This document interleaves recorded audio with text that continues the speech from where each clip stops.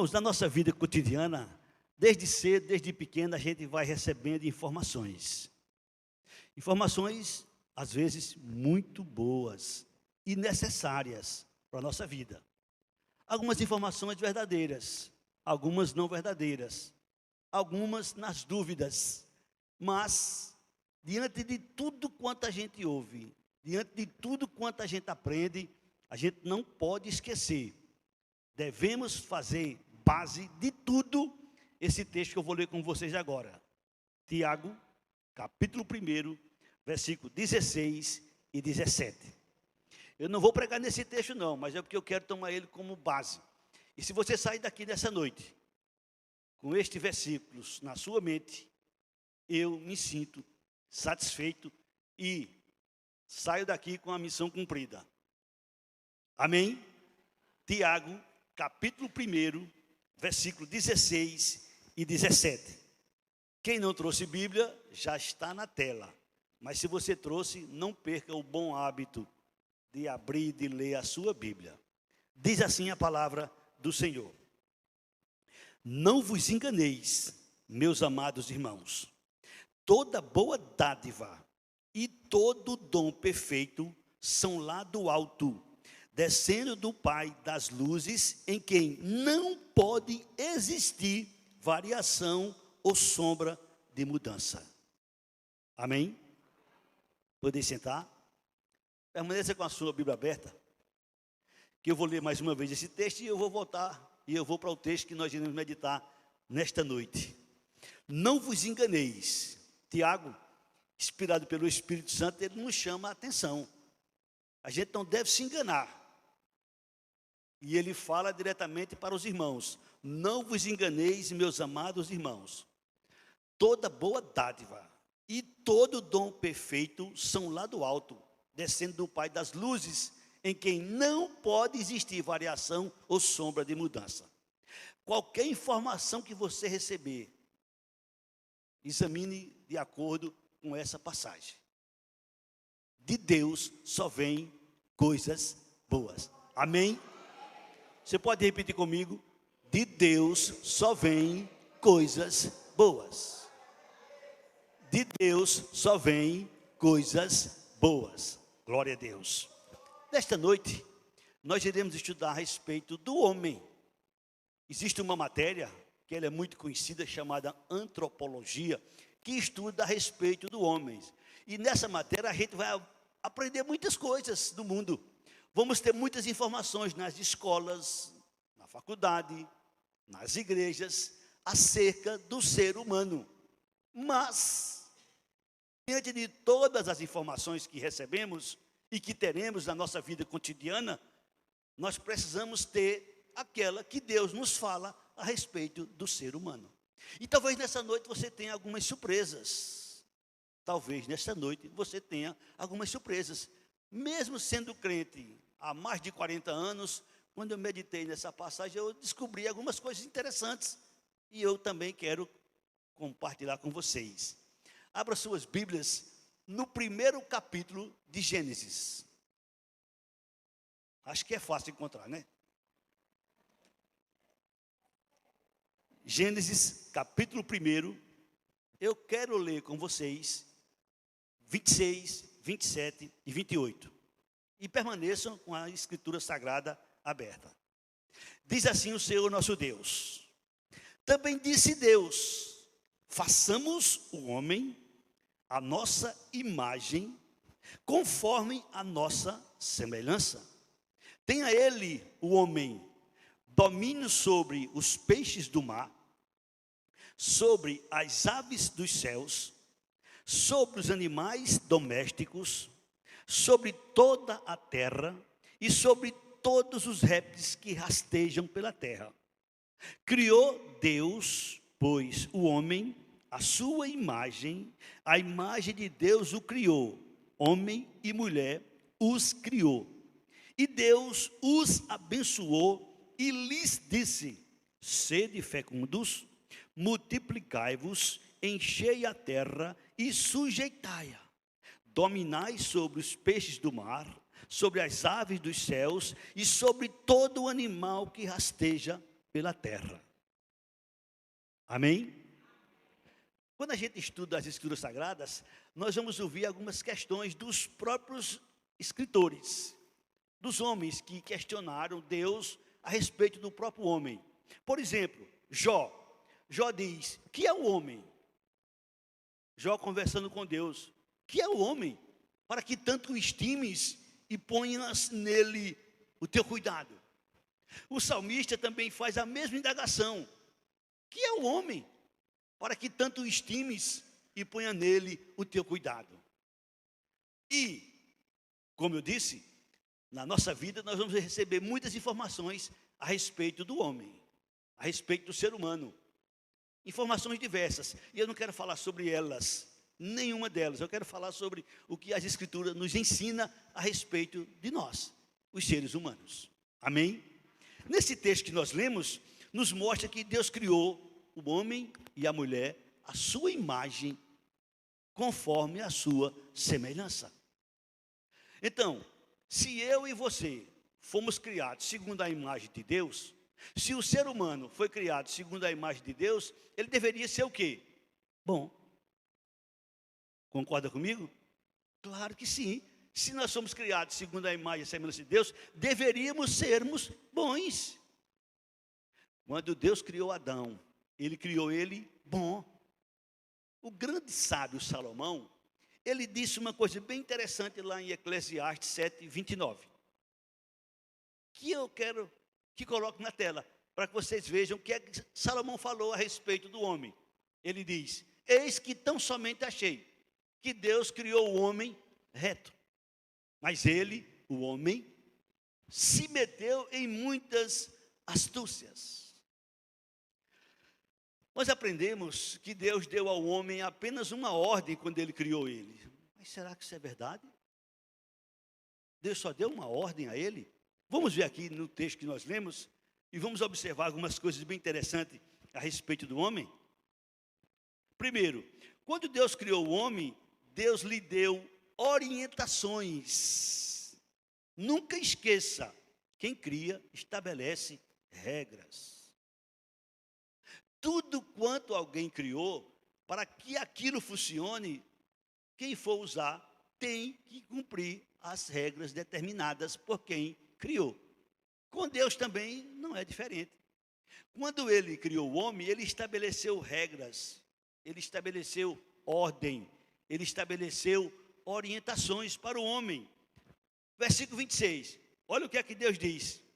Preste atenção. Domine.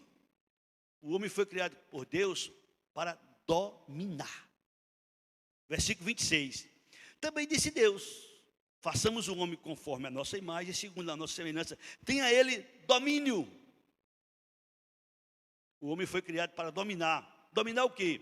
Os peixes do mar, as aves dos céus, os animais domésticos, sobre toda a terra, sobre todos os répteis que rastejam pela terra.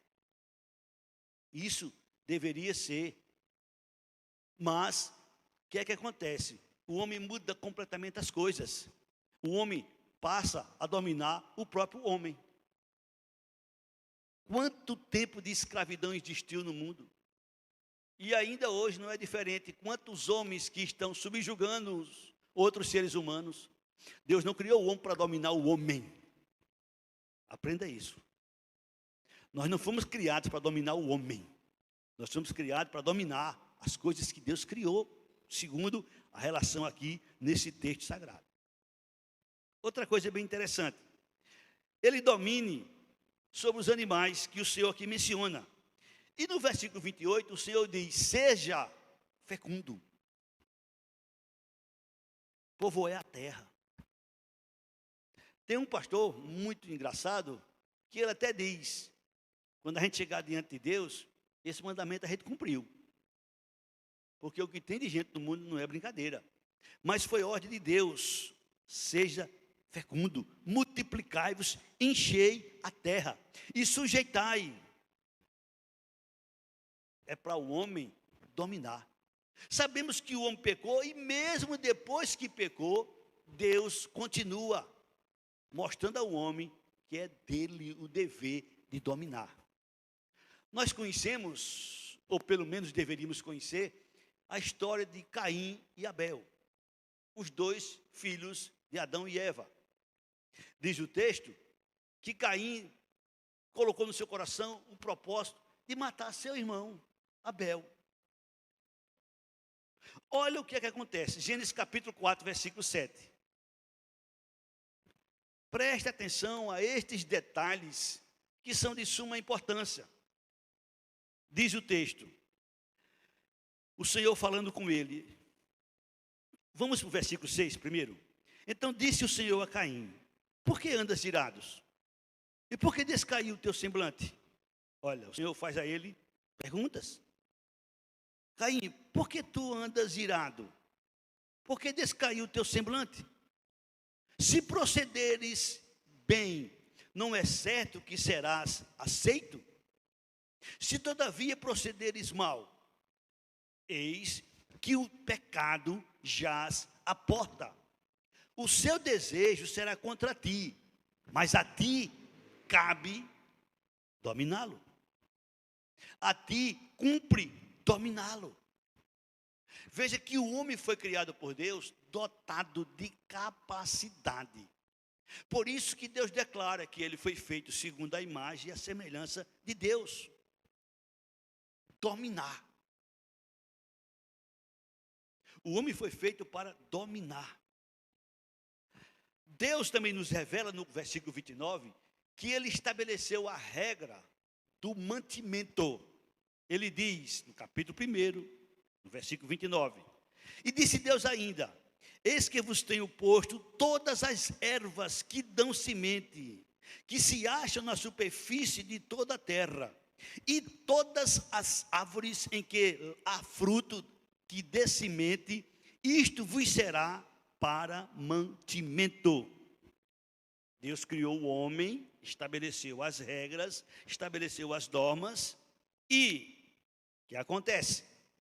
Se você observar, Deus neste tempo, chamado por alguns teólogos do tempo da inocência, Deus conversava com Adão abertamente. Não existia Bíblia, não existia profeta. Deus falava com ele, como eu estou aqui falando com vocês.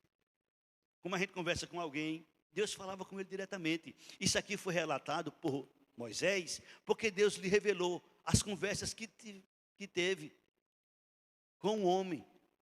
Moisés recebeu de Deus e escreveu, mas Deus falava com ele constantemente. Porque Deus o criou para conversar com ele, para ser amigo dele, para andar com ele, para viver com ele. Deus não criou o homem para viver separado, afastado de Deus, de maneira nenhuma. E agora, irmãos, preste atenção a um detalhe. No capítulo 2, no versículo 8 e 9, uma grande revelação aqui é mostrada. Capítulo 2, versículo 8 e 9. Plantou o Senhor Deus um jardim no Éden. O Senhor plantou um jardim no Éden. Em um determinado lugar chamado Éden, Deus plantou um jardim. Jardim, na nossa visão, é uma coisa bonita, é uma coisa bela. Tem pessoas que têm jardim na sua casa, na sua terra, e fica aquela coisa linda, aquela coisa maravilhosa. Agora, tente imaginar um jardim plantado por Deus. Tente imaginar. O máximo que você conseguir imaginar, você não vai chegar à beleza desse jardim. Você não tem noção como é que era esse jardim. Mas diz o texto que Deus plantou, o Senhor Deus, um jardim no Éden, na direção do Oriente, e pôs nele o homem que havia formado. Quando se trata da criação das coisas, Deus disse: haja, aconteça, apareça, e as coisas foram acontecendo, foram aparecendo, foram surgindo. Na criação do homem, Deus foi e fez o homem do pó da terra, com suas mãos. Onde Deus colocou o homem para morar, foi Deus quem fez a morada do homem. Olha o que é que está revelado. E plantou o Senhor Deus um jardim no Éden, na direção do Oriente, e pôs o homem que havia formado. Eu não tenho a menor dúvida que de tudo que Deus havia criado na terra, este jardim era o mais bonito, o mais aconchegante e o melhor lugar aqui na terra. Se a gente quisesse fazer uma classificação de lugares, eu não tenho a menor dúvida. Com isso a gente aprende que o que Deus quer para nós é o melhor. Deus quer o melhor para você, Deus quer o melhor para mim, Deus quer o melhor para todo mundo. Quantas e quantas vezes Jesus falou, Deus mostrou, usando os profetas, usando os homens de Deus. Jesus chegou a dizer: quantas vezes eu quis pegar vocês e fazer como a galinha faz com seus pintos debaixo das asas, e vocês não quiseram. E vocês não quiseram. Jesus certa vez disse lá em João 5, 39 e 40, examinai as escrituras que vós julgais, ter nelas a vida eterna, são elas que de mim testificam, contudo vocês não querem vir a mim para teres vida. Deus criou o homem e Deus se preocupou com o homem, por isso que Jó, por isso que o salmista perguntou: que é o homem para que tanto o estimes e ponha nele o teu cuidado? E a história nos mostra que a preocupação de Deus com o homem, ela é grande, no sentido de que Deus quer o melhor para o homem. Quem não gosta de ter uma casa aconchegante, uma casa onde você sinta-se à vontade, uma casa onde você goste de estar? Eu não sei vocês, mas o melhor lugar para mim aqui no mundo, fora a igreja, é a minha casa. Eu acredito que também na casa de vocês deve ser a mesma coisa. Acho que vocês devem ter prazer em estar na casa de vocês, com a família de vocês. Acredito que sim, porque é assim que eu acho, é assim que eu penso e é assim que eu vivo. Tente vocês imaginar o lugar feito por Deus. Por Deus. Plantou Deus um jardim no Éden e colocou lá o homem que criou.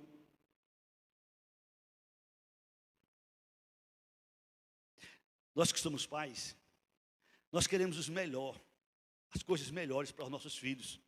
Muitas e muitas vezes nós deixamos de comprar alguma coisa para nós. Muitas e muitas vezes nós nos sacrificamos para a gente dar o melhor aos nossos filhos. Essa semana eu recebi um vídeo muito impactante. Na China, uma determinada escola teve a ideia de reunir os alunos na sala e passar um filme mostrando aos alunos como seus pais trabalham. Não sei se algum de vocês viram esta reportagem, essa filmagem. É um vídeo pequeno, 1 minuto, 2, 3 no máximo. Os pais numa batalha, num sofrimento, numa luta para ganhar o pão e para levar para casa e dar o melhor para seus filhos.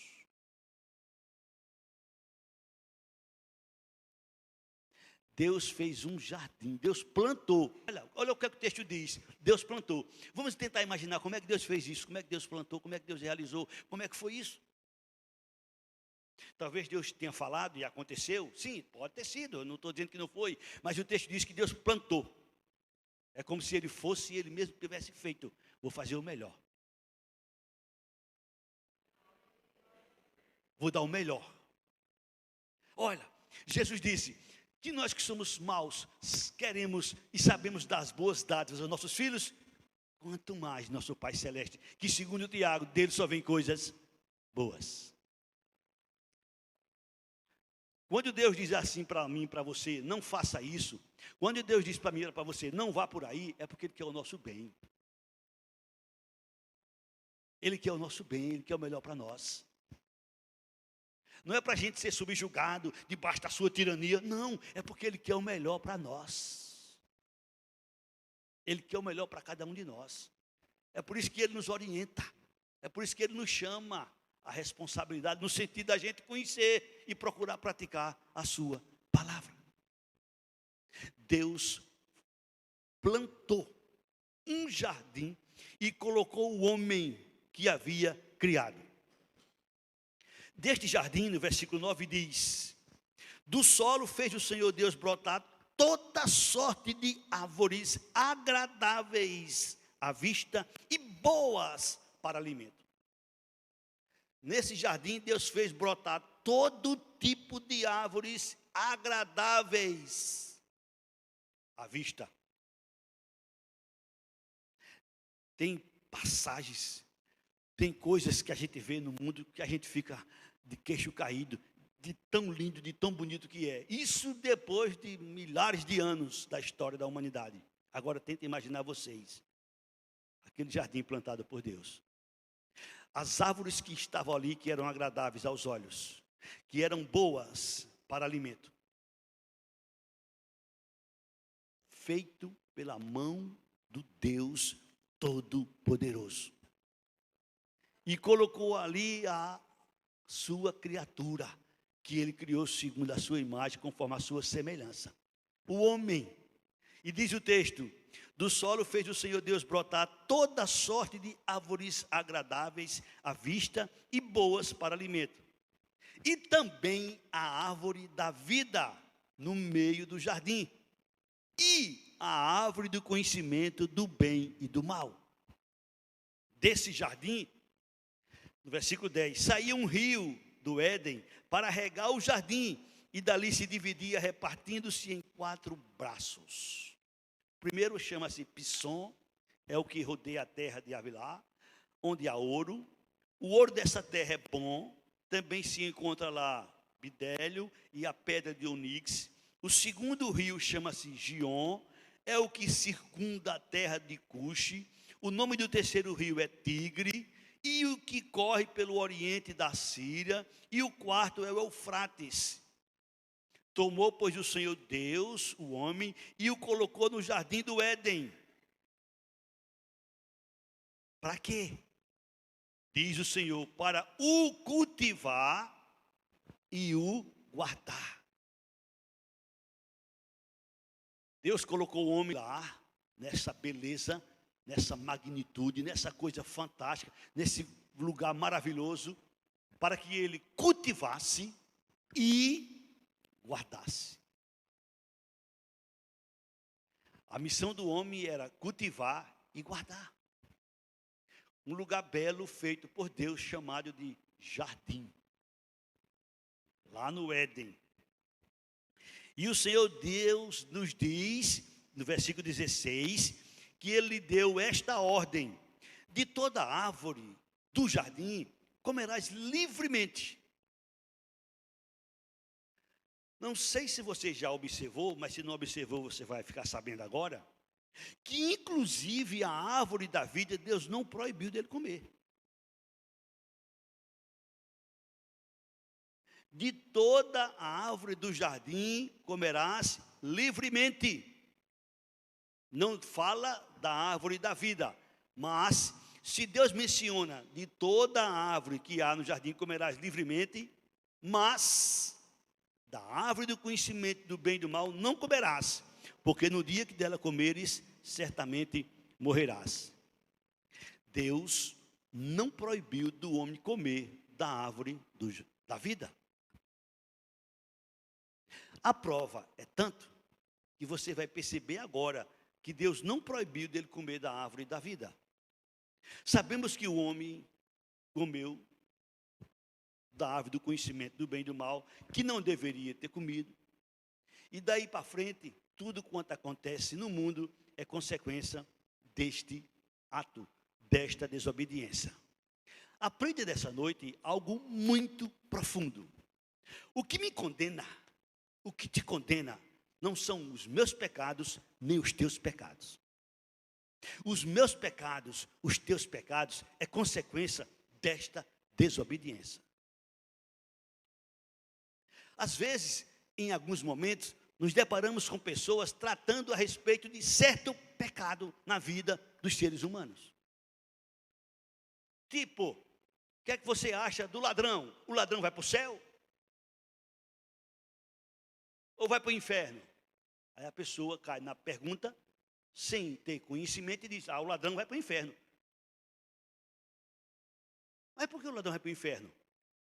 O ladrão que estava na cruz, ao lado de Jesus, não era ladrão e não foi para o paraíso? O outro foi para o inferno, sim. Mas por que o outro, que era ladrão, foi para o paraíso? Porque no seu último momento de vida, ele se arrependeu e creu em Jesus. O que condena é o nosso pecado original. Os pecados que a gente comete é uma consequência do pecado original. Somos pecadores, uns de um jeito, outros de outros, outros de outros. Mas somos pecadores, uns mais, outros menos, mas somos pecadores. Já nascemos debaixo da ira do pecado, por conta deste pecado. Porque Adão foi criado para dominar a terra, dominar os animais, dominar as aves, dominar tudo. A prova é tanta que todos os nomes que existem dos animais, quem colocou foi Adão. O nome que você colocar vai ser o nome que vai ser chamado, porque eu estou lhe dando esta ordem, este poder.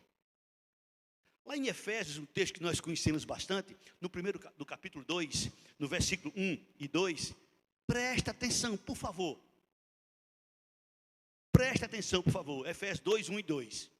Ele, Deus, nos deu vida, estando nós mortos nos vossos delitos e pecados, nos quais andaste outrora, segundo o curso deste mundo, segundo o príncipe da potestade do ar, do espírito que agora atua nos filhos da desobediência. Agora, pasmem, preste atenção, versículo 3, preste atenção, por favor. Entre os quais também todos nós andamos outrora, segundo as inclinações da nossa carne, fazendo a vontade da carne e dos pensamentos, e éramos por natureza filhos da ira, como também os demais. Esta é a situação do ser humano, por conta deste pecado de Adão. É este pecado de Adão que condena toda a raça humana. Já disse alguém com muita sabedoria: eu não estava no Éden, mas o pecado do Éden me pegou. Eu também não estava na cruz, mas a graça de Jesus me alcançou. Irmãos, quando Adão comete o pecado lá no jardim do Éden, no lugar que Deus colocou para que ele desfrutasse, para que ele cultivasse, para que ele guardasse, observe o que é que acontece. Sabemos que de Deus só vem coisas boas, verdade absoluta, mas não podemos esquecer o que Paulo diz em Romanos 11, 22. Considerai a bondade de Deus e a severidade de Deus. Considerai a bondade de Deus e a severidade de Deus. Olha o que está escrito: considerai, pois, a bondade e a severidade de Deus. Para com os que caíram, severidade, mas para contigo, a bondade de Deus. Se nela permaneceres, de outra sorte, também tu serás cortado. Deus fez para Adão, Deus plantou para Adão um jardim, com as mais belas visões das árvores, com o mais apetitoso desejo de comer das frutas daquelas árvores. Mas o que acontece no capítulo 3, versículo 8, 1 a 11, olha o relatório. Capítulo 3, 8 a 11. Quando Adão e Eva ouviram a voz do Senhor Deus, que andava no jardim pela viração do dia, esconderam-se da presença do Senhor Deus, o homem e sua mulher, por entre as árvores do jardim. Chamou o Senhor Deus ao homem e lhe perguntou: onde estás? Ele respondeu: ouvi a tua voz no jardim, e porque estava nu, tive medo e me escondi. Perguntou-lhe Deus: quem te fez saber que estava nu? Comeste da árvore que te ordenei que não comesse? Claro que Deus perguntou, mas Deus sabia de tudo, Deus já conhecia tudo. E aí vem aquela história que todos nós conhecemos: foi a mulher, foi a serpente e tal, e cada um fica empurrando para o outro, que é assim que a gente sempre faz na nossa vida. Na maioria das vezes a gente não assume a culpa. A gente sempre quer encontrar um bode expiatório. Mas com Deus não é brincadeira. Com Deus a coisa funciona assim, olha. Deus criou o homem com as suas próprias mãos, a sua imagem, a sua semelhança, Deus plantou um jardim mais belo, da melhor maneira possível, colocou o homem lá para morar, para cultivar, para guardar. E o que acontece? Versículo 22 e 24 de Gênesis 3. Então disse o Senhor Deus: eis que o homem se tornou como um de nós, conhecedor do bem e do mal, assim que não estenda a mão e tome também da árvore da vida, e coma e viva eternamente. O Senhor Deus, por isso, o lançou fora do jardim do Éden, a fim de lavrar a terra de que fora tomado. Expulso o homem,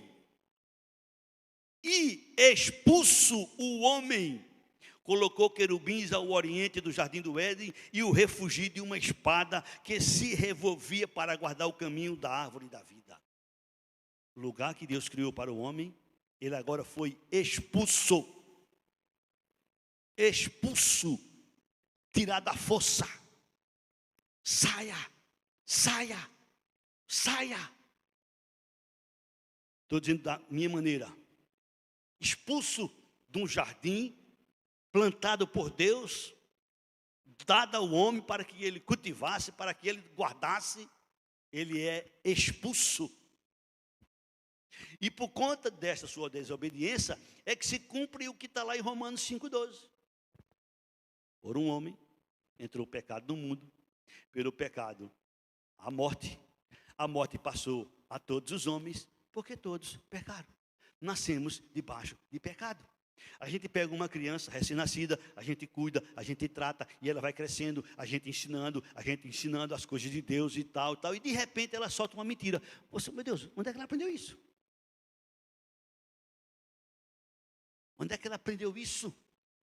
Com quem ela aprendeu a mentir? Não precisa ninguém ensinar. O pecado está dentro dela. Pode pegar uma criança e colocar dentro de um quarto e cuidar, não adianta. Ela não vai cometer determinados pecados, mas ela tem o pecado original. Ela tem o pecado que condena o homem. É por isso que Deus usa Davi. E Paulo repete o que Davi falou, lá em Gênesis capítulo 4, versículos 6, 7, versículos 7 e 8. Olha o que é que Davi diz e olha o que é que Paulo repete. Romanos 4, versículos 7 e 8. Romanos 4, versículos 7 e 8.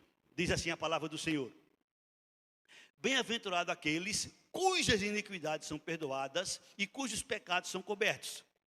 Bem-aventurado o homem a quem o Senhor jamais imputará pecado.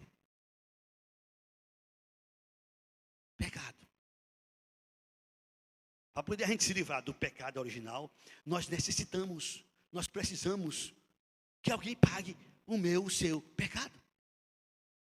Não, mas eu nunca roubei, eu nunca matei, eu nunca adulterei, eu nunca me prostituí, eu nunca fiz isso. Sim, você pode nunca ter feito nada, mas você tem o pecado original. É por isso que você morre, é por isso que eu morro.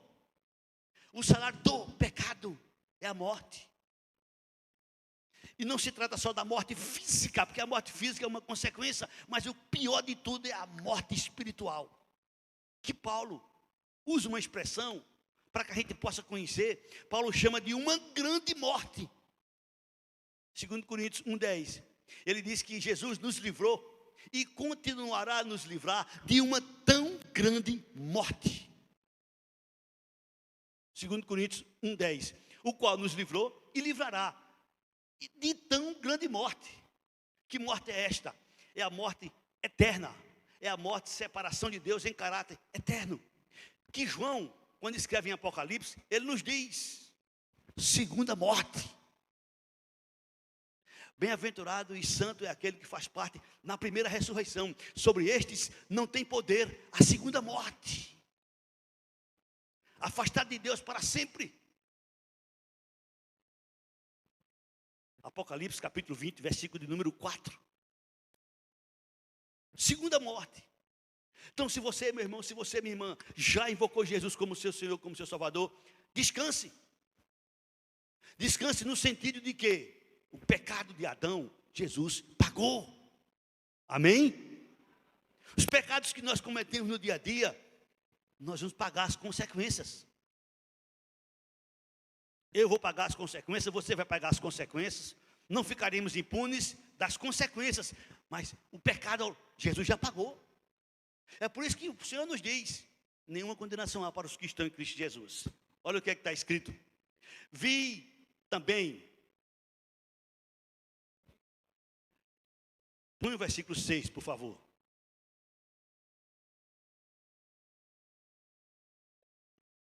Exatamente. Bem-aventurado e santo é aquele que tem parte na primeira ressurreição. Sobre esses, a segunda morte não tem autoridade. Pelo contrário, serão sacerdotes de Deus e de Cristo e reinarão com ele os 1000 anos. Sobre estes, não tem poder a segunda morte. É desta morte que Jesus veio nos livrar. Não foi da morte física, porque a morte física ela vai me pegar, vai te pegar. Vai chegar o meu dia, vai chegar o teu dia. Não é esta morte física. O que o Senhor veio nos livrar é justamente desta morte eterna. Porque quando Deus nos criou, Ele nos criou à sua imagem, conforme a sua semelhança. Você não vai encontrar, eu tenho dito algumas vezes em tom de brincadeira, mas isso é sério. Você não vai encontrar entre os seres criados por Deus uma reunião de domingo para adorar a Deus, de qualquer tipo de animal. Você não vai encontrar uma reunião de quarta-feira, um culto de doutrina, um bocado de animal reunido. Não, de maneira nenhuma, você não vai encontrar. Você pode encontrar os animais reunidos por outros motivos. Agora você vai encontrar seres humanos. Não só na quarta, não só no domingo, mas em diversas ocasiões, em diversas oportunidades. Sabe por quê? Porque o seu coração, a sua consciência, lhe acusa. Lhe acusa. Eu vou dizer para você com toda autoridade, pode perguntar para qualquer pessoa no mundo: tu é pecador? Sim, sou. E quem te disse que tu é pecador? Porque se tu não crê na Bíblia, é a Bíblia quem diz: não roube, não mate, não furte, não adultere. É a Bíblia quem fala. Mas se tu não crê na Bíblia, como é que tu diz que é pecador? O Espírito Santo tem uma missão ímpar. Jesus disse: se eu não for, ele não virá. Mas quando eu for, ele virá. E quando ele vir, ele convencerá o mundo do pecado, da justiça e do juízo. Pode conversar com qualquer pessoa, só se ele mentir. Mas ele sabe e ele reconhece que é pecador. Ele sabe, ele reconhece que vai enfrentar um juízo. Ele sabe, ele reconhece que nesse juízo há justiça. Há justiça. Amém? Não esqueça, de Deus só vem coisas boas. Mas porque Deus fez tudo isso, e porque acontece tudo isso, e a pessoa ainda é lançado fora do jardim, ou é lançado nas trevas, no inferno, no lago de fogo, que é a segunda morte. Apocalipse capítulo 20, se não me foge a memória, versículo 14 e 15. Põe na tela aí, por favor. Se não for, eu vou olhar aqui na Bíblia. Apocalipse 20, versículo 14 e 15, diz assim: então a morte, que nós conhecemos, e o inferno foram lançados para dentro do lago de fogo. Esta é o que? A segunda morte, o lago de fogo. É desta morte que Jesus veio nos salvar, nos livrar. É deste momento que Jesus veio nos livrar, nos salvar. É por isso que Tiago revela que de Deus só vêm coisas boas. Não vos enganeis. Deus providenciou para Adão um jardim plantado por ele, com o melhor que poderia ter, para que Adão desfrutasse com a sua descendência. Mas Adão pecou. Ele perdeu esse jardim, ele perdeu esse lugar, a sua descendência também perdeu. O segundo Adão, que o Senhor usa essa expressão para falar de Jesus, nos restaura e nos leva para onde? Onde o Senhor revela uma nova terra, um novo céu, nos quais habita justiça. Nesse lugar está revelado, não vai ter nunca sofrimento, não vai ter nunca dor, não vai ter nunca nada dessas coisas que acontecem aqui na terra. E esse lugar quem fez? Quem preparou? Quem fez tudo? Deus. Deus. Amém, irmãos? Deus foi quem fez tudo. Se nós entendêssemos um pouco da mensagem do Evangelho. Se nós entendêssemos um pouco da mensagem do Evangelho. A gente só faria o quê? Louvar a Deus. Adorar a Deus. Quando se tratasse das coisas relacionadas a Deus. Agora, quando se trata das coisas relacionadas ao próximo, aí sim, a gente tem que interceder, tem que orar, tem que suplicar, tem que pregar, tem que falar, tem que ter paciência, tem que suportar, tem que tolerar. Sim, tudo isso em relação ao próximo, porque Deus fez tudo por nós, mas tudo sem exceção. Se a gente conhecesse, e se a gente acreditasse, e se a gente tomasse posse. Mas há muitos entre nós que pensa, que acha, eu estou livre da segunda morte porque eu fiz. Eu estou livre da segunda morte porque eu não fiz. Eu estou livre da segunda morte porque eu faço. Eu estou livre da segunda morte porque eu não faço. Meu irmão, minha irmã, a salvação é um dom de Deus. A salvação é um presente de Deus. Olha, eu disse aqui outro dia, eu vou repetir hoje. Se pegar todas as boas obras de todos os homens e colocar crédito em um só, não dá para salvar. Você é gente boa, amém, irmão, glória a Deus. Você é uma pessoa maravilhosa, mas você é pecador, você tem um pecado de Adão, você tem um pecado original. Você quer tirar qualquer dúvida, se você tem alguma dúvida, põe na tela Romanos 5, 18. E depois o 19. Se tem alguma dúvida a respeito deste assunto, a respeito dessa questão, por favor, observa com carinho. Assim, pois, por uma só ofensa, quantas ofensas? Quantas? 2? 3? 4? 1. Assim, pois, por uma só ofensa, veio o juízo sobre todos os homens para a condenação. Está mais claro do que isso? Não tem como ser mais claro do que isso. Por uma só ofensa, a de Adão, veio o juízo sobre todos os homens para a condenação. O homem já nasce condenado. Ele já nasce precisando de um salvador, porque ele já nasce debaixo do pecado. Alguém nasceu de pais evangélicos, foi criado na igreja, viveu na igreja, precisa um dia se converter. O que é se converter? Não é deixar o pecado do mundo, não. É se converter a Jesus, é reconhecer Ele como Senhor, como Salvador. É reconhecer que é pecador, que precisa de um Salvador. Não, mas ele nunca roubou, nunca matou, nunca adulterou, nunca se prostituiu. É um santo dentro da igreja. Sim, mas precisa de um Salvador, porque tem um pecado original. Esse aqui. Assim, pois, por uma só ofensa, veio o juízo sobre todos os homens para a condenação. Assim também, por um só ato de justiça, veio a graça sobre todos os homens para a justificação que dá vida. Em Adão, a gente não tem a opção, a gente já nasce com o pecado. Em Jesus, a gente tem a opção de dizer sim para Ele, ou de continuar dizendo não. Versículo 19. Por quê? Como pela desobediência de um só homem, muitos se tornaram pecadores. Assim também, por meio da obediência de um só, muitos se tornarão justos. Aqui agora é a consequência. Todos que nasceram em Adão, a parte que invoca Jesus, está livre do pecado de Adão. De todos os homens nascidos de Adão, a parte que aceita Jesus, está salvo. Está salvo. Não é pelos seus méritos, não. Nem pense nisso, nem imagine isso. Paulo, quando escreve a Tito, ele faz questão de dizer a ele: Tito, você é pastor Tito, escuta com carinho Tito 3,5.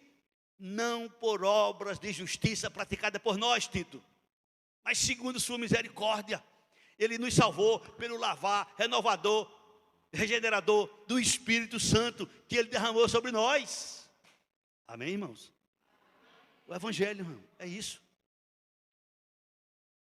Você não merece, eu não mereço, nós não merecemos. Mas Deus nos deu na pessoa de Jesus. De Deus só vem coisas boas. O homem perdeu o jardim. Adão e sua descendência perdeu o jardim que Deus plantou. Mas em Jesus nós vamos receber um novo céu, uma nova terra. Em Jesus nós vamos receber dele a sua herança. Em Jesus nós vamos receber tudo que é dele. Assim como nós recebemos de Adão tudo que é de Adão, em Jesus a gente recebe tudo que é dele. Romanos capítulo 8, 14, 15, 16, 17. Romanos capítulo 8, versículo 14, 15, 16, 17, o apóstolo São Paulo diz assim: pois todos que são guiados pelo Espírito são filhos de Deus. E, porque não recebeste o espírito de escravidão para viveres outra vez atemorizado, mas recebeste o espírito de adoção, baseado no qual clamamos, Abba, Pai. E o próprio Espírito testifica com o nosso espírito que somos filhos de Deus. E se somos filhos de Deus, somos também herdeiros de Deus e co-herdeiros com Cristo. Se com Ele sofremos, também com Ele seremos glorificados. Adão fez a gente perder tudo. Jesus faz a gente receber tudo. E muito melhor ainda. Em Adão nós éramos criaturas. Em Jesus nós somos agora filhos. Filhos. Eu acredito que todos vocês que estão aqui nessa noite já receberam Jesus, já invocaram Jesus. Mas se porventura tem aqui alguém que vem sempre para a igreja, porque é um lugar maravilhoso, porque aprende, porque louva, porque adora, olha, você precisa de Jesus na sua vida. Você precisa de Jesus na sua vida. Não é só vir para a igreja. Vir para a igreja é um momento de gratidão a Ele. É um momento de louvor a Ele. É um momento de reconhecimento que Ele é. Ele é, Ele é. E não tem outro. E a gente vem por conta disso. Pelo que Ele fez por nós. Pelo que Ele faz por nós. Pelo que Ele fará por nós. Merecemos? Não. Nunca. É por isso que você começa a entender. Quando Jesus perdoa aquela mulher adúltera. Quando Jesus perdoa aquele ladrão que estava na cruz. Quando Jesus perdoa aquela cananeia, aquela mulher. Quando Jesus perdoa tantos e tantos outros. Quando Jesus olha para o Pai na hora que está sendo crucificado e diz, Pai, perdoa-lhes. Eles não sabem o que fazem.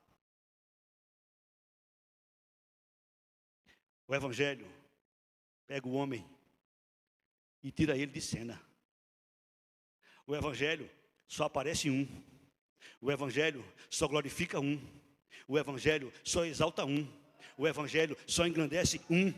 O Evangelho só tem um bom. O Evangelho só tem um grande. O Evangelho só tem um magnífico. O Evangelho só tem um poderoso. O Evangelho só tem um. E ele se chama Jesus. Foi dito aqui no início, não a nós, mas ao teu nome, Senhor, seja toda a glória.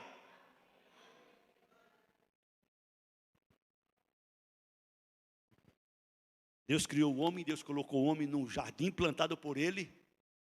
O homem saiu do padrão, saiu do que Deus havia determinado. Mas na mesma hora, no mesmo momento, na mesma ocasião, Deus providencia o Salvador, que é Jesus. E é este Jesus que nós temos. É este Jesus que nós confiamos. É este Jesus que disse e que vai se cumprir. Não se turbe o vosso coração. Credes em Deus, creiam também em mim. Na casa de papai tem muitos lugares. Se assim não fosse, eu não vos teria dito. Eu vou preparar um lugar. Olha, Deus preparou um jardim. Deus preparou um jardim e colocou Adão. Jesus disse, eu vou preparar um lugar. Quando este lugar estiver pronto, eu voltarei e levarei vocês, para que onde eu estiver, vocês estejam comigo. Tenta imaginar este lugar preparado por Jesus. Tenta imaginar em tua mente pequena. Paulo teve o privilégio de ver algumas coisas que Deus lhe mostrou em revelações, em visões, mas ele disse que não podia contar para o povo. Não pode, não posso, não dá, não tem como. Não tem como. Irmãos, qualquer questão, qualquer assunto acerca de Deus, acerca dos seus ensinamentos, tome Tiago como base. De Deus só vem coisas boas. Amém? De Deus só vem coisas boas. Não vos enganeis. Nele não existe soma de variação nem de mudança. Agora, a gente não pode esquecer que Deus não é só bom, Ele também é severo. Criou o homem com as suas mãos, plantou um jardim, colocou o homem saiu do padrão, Deus expulsou do jardim. Providenciou a salvação para todos os homens. Quem rejeita, o inferno aguarda. Mas Deus providenciou, e Deus providencia, e Deus providenciará até o tempo que Ele determinou. Na nossa visão, a gente até questiona às vezes na nossa mente: se eu fosse Deus, já tinha vindo já. Se eu fosse Deus, já tinha resolvido tudo, já tinha mandado tudo. Mas nós somos diferentes. Deus, a gente não chega nem perto, nem em sonho. É por isso que Pedro diz: Ele é longânimo, Ele é paciente, Ele não quer que ninguém pereça, Ele quer que as pessoas sejam salvas, porque Ele é bom, Ele é bom, Deus é bom. Agora, vai chegar o momento que Ele vai fazer o que fez com Adão: expulsa.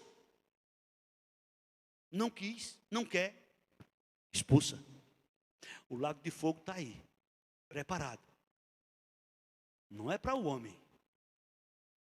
O que foi preparado para o homem é o jardim do Éden, que já perdeu. O que está preparado para o homem é o lugar que Jesus foi preparar, para que a gente vá morar com Ele. É isso que a palavra de Deus nos revela. Nós, segundo a sua promessa, aguardamos novos céus, nova terra, nos quais habita justiça. Maranata, ora vem, Senhor Jesus. Meu irmão, minha irmã, em nome de Jesus, aprenda. Saia daqui nessa noite confiando plenamente, totalmente, completamente no que Jesus fez por você. Nunca pense, nunca ache, nunca imagine que você é, que você tem, que você terá, ou que você será, porque você é, porque você fez, porque você fará. Não. Procure fazer por amor, procure fazer por gratidão, procure fazer. E o que você fizer para Deus, você tem que fazer para o próximo. Porque para Deus o que a gente pode fazer é louvar, glorificar e exaltar. Deus não precisa de nada.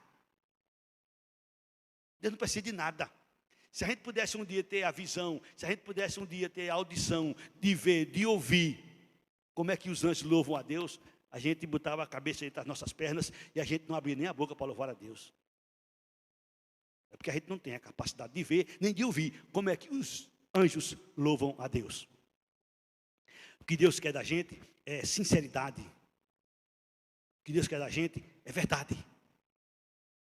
O que Deus quer da gente é que a gente seja sincero, seja verdadeiro, e chegue dentro dele e diga: Senhor, é isso que eu sei, é isso que eu posso, é isso que eu faço. E Ele já sabe de tudo, mas Ele quer que a gente fale. Agora, quer fazer alguma coisa para Deus? Faça para o próximo. Faça para o próximo. Amém? Que Deus nos abençoe.